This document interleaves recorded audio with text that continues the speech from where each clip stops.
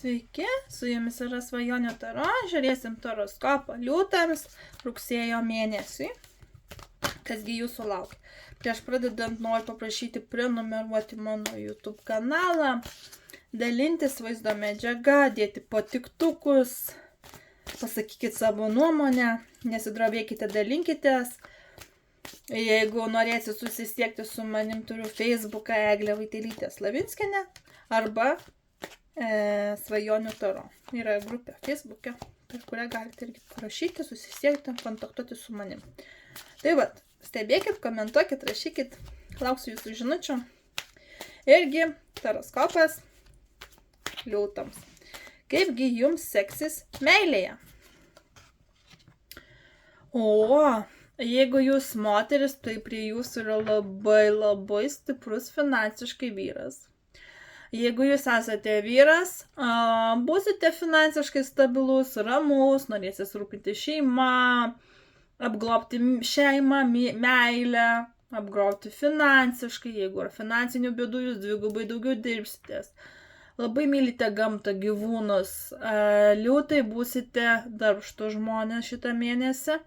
Jeigu jūs esate mergina, galbūt irgi charakteriu atitinkate būtent išvardytą situaciją, bet tikrai matysis rūpestis ir finansinis guolis. Jeigu jūs esate vieniša mergina, galbūt sutiksite vyriškį, kuris yra atsakingas, mylintis.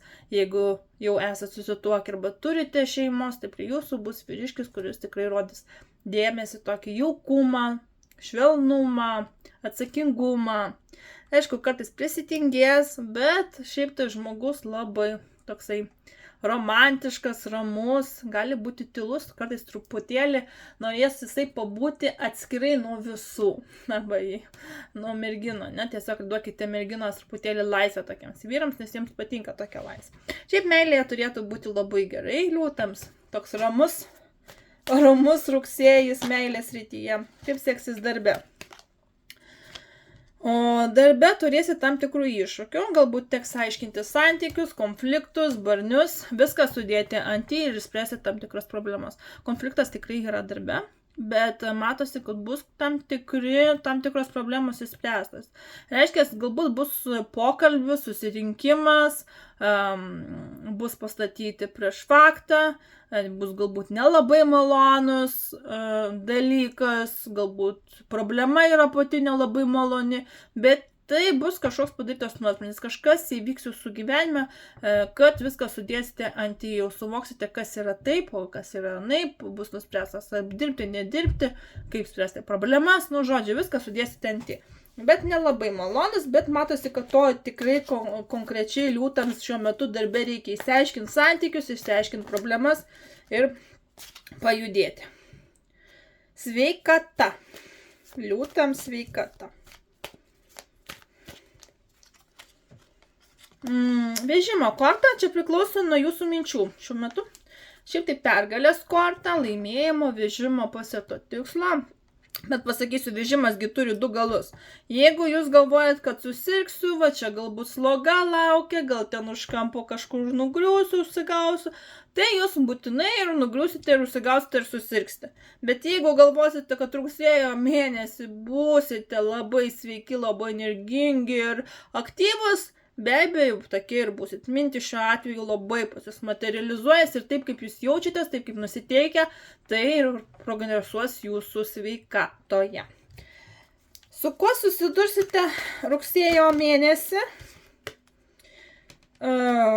Iš tikrųjų, rugsėjo mėnesį arba su atostogomis, arba su liga.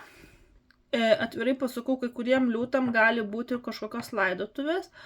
Nes ketvirtukas kardų rodo arba ignoravimą, arba kažkieno mirtį, arba ligas, arba ignoravimą apskritai visko ir visų.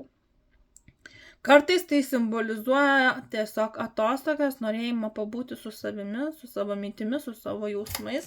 Dar pažiūrėsiu vieną kortą, dėl viso ko, nes šita korta tokia iš tikrųjų parodo rugsėjai tokį apatišką, tokį, kaip sakoma, Galbūt rugsėjį keisite darbą, galbūt rugsėjį keisite partnerius, galbūt rugsėjį kažkokie kardinalūs pokyčiai vyks. Nu, tuoj pasižiūrėsiu. 9 taurių.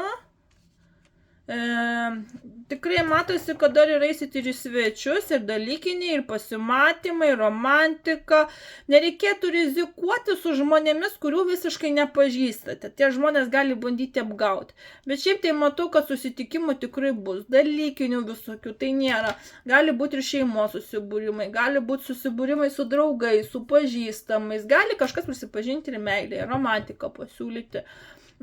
Bet irgi tokia, sakyčiau, jeigu pasakyti rugsėjas gali būti pusiau toksai ir atsiskyręs mėnuo, ir toksai bendraujantis mėnuo. Nu, ta prasme, toks per viduriuką, nei geras, nei blogas. Bet jeigu tie žmonės, kurie turi sveikatos bėdelio, nu, tai gali simbolizuoti ir ligą, ir miego trūkumą, stresinę situaciją, kada jau nuovargis reikalauja ir atostogų poilsio. Jeigu tai yra liga, gerai pamiegokite, įsimiegokite.